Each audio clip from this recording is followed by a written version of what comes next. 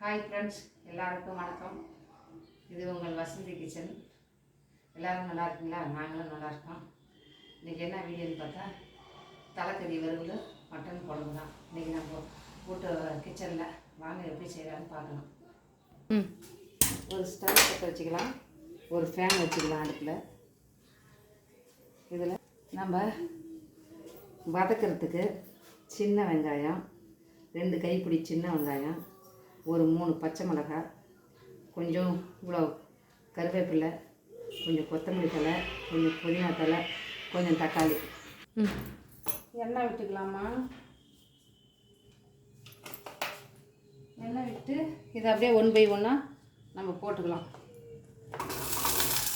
First சின்ன வெங்காயம், பச்சை மிளகாய், கொஞ்சம் கருவேப்பிலை, கொஞ்சம் நாட்டு கொத்தமல்லி, கொஞ்சம் நம்ம செடியில் இருந்த புதினா, நாட்டு புதினா, இதெல்லாம் வதக்கிடலாம். 2 தக்காளி சின்னதாக வச்சுருக்கேன், அதை போட்டுடலாம். அது நல்லா வதங்கிட்டோம். போதுமா? நல்லா வதங்கிடுச்சு. இதை நம்ம ஆற வச்சு அரைச்சிட்டு வந்துடலாம்.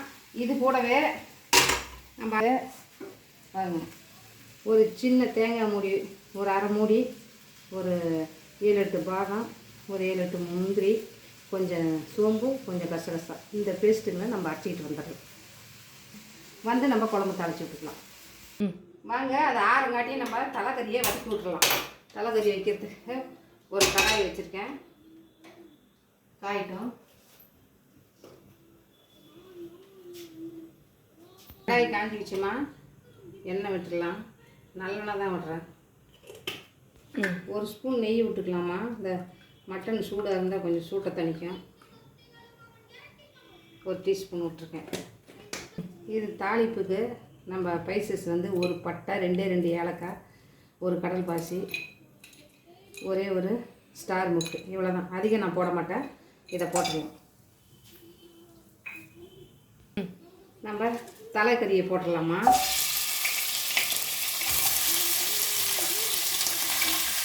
தலைக்கறி வந்து இது 1 கிலோமா.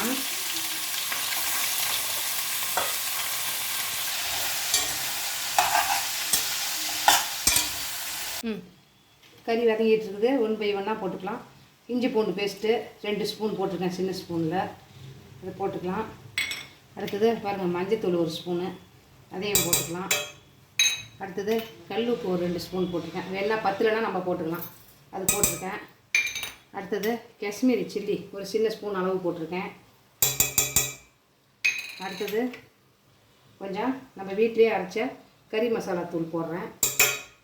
அடுத்தது கொஞ்சம் ஒரே ஸ்பூனு தனியாத்தூள் போடுறேன், இந்த வாசனைக்காக. இது வந்து கரம் மசாலா. நம்ம மேற்கொண்டு இறக்க போகிற சமயத்தில் தான் போடுவோம். முன்னே போட்டால் கசப்பு தட்டிடும். இதுதான் இதோடைய சீக்கிரத்து. இதெல்லாம் வதக்கலாம். 1 பை 1 நல்லா வதக்கலாம்.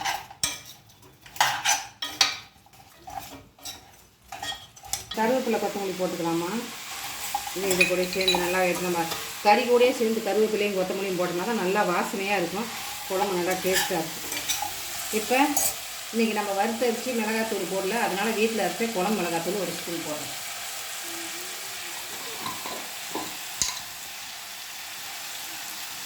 ஏன்னா பச்சை மிளகாய் இருக்குது, காற்றுக்கு தகுந்த மாதிரி 10 திருப்பி போட்டுக்கலாம்.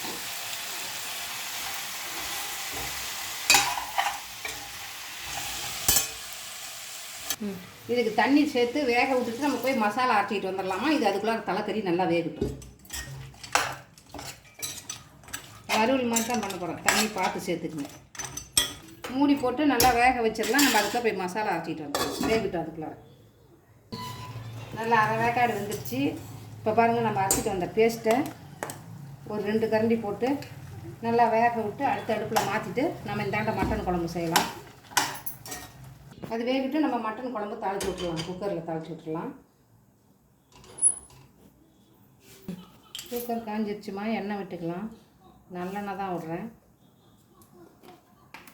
இதில் ஒரு கடல் பாசி, ஒரு ஸ்டாரு, ஒரு பிஞ்சு அளவு சோம்பு, 2 ஏலக்காய், 2 கிராம்பு, ஒரே ஒரு சின்ன துண்டு பட்டை, இது தாளிக்கிறதுக்கு. இதை போட்டுடலாம். இப்போ மட்டனை சேர்த்துக்கலாம். 1/2 கிலோ மட்டன் எடுத்து வச்சுருக்கேன்.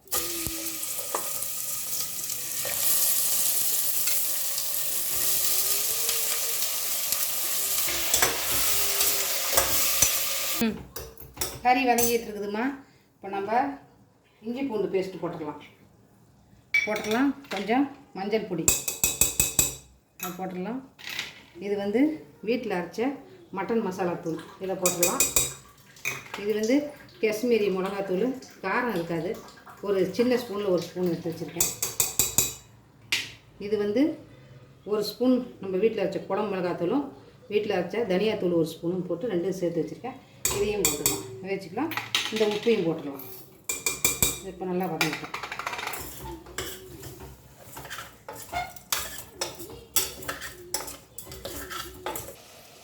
நல்லா வதங்கிடுச்சு. இப்போ நம்ம அரைச்சிட்டு அந்த மசாலாவை இதில் சேர்த்துடலாம்.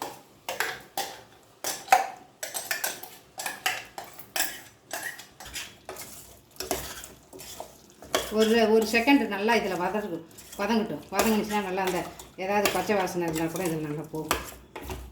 கொஞ்சம் கருவேப்பிலையும் கொத்தமல்லியும் நம்ம போட்டுக்கலாம்.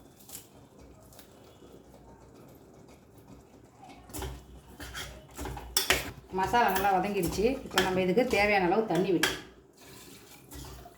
குழம்பு உங்களுக்கு எவ்வளோ தேவையோ அவ்வளோ தண்ணி விட்டுருவோம்.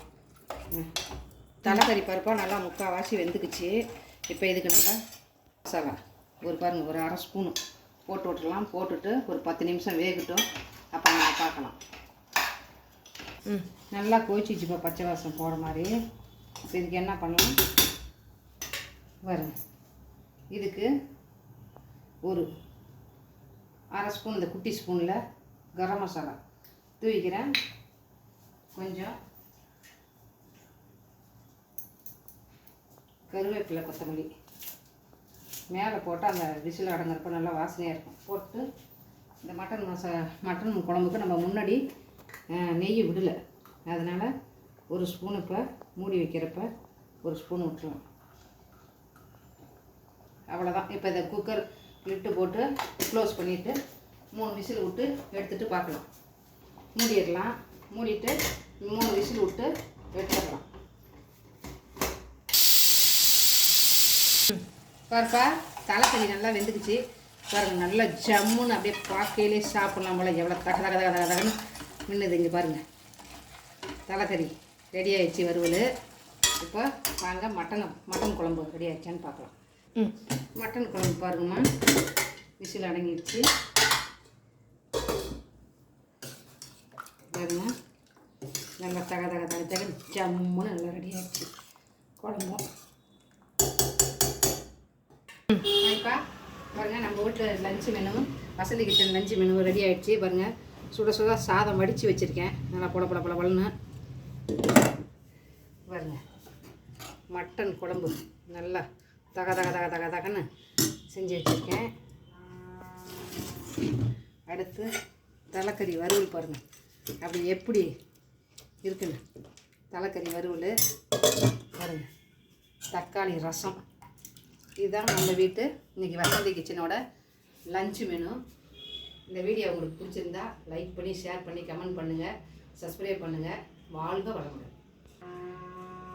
வசந்தி கிச்சனுக்கு ஆதரவு கொடுங்க.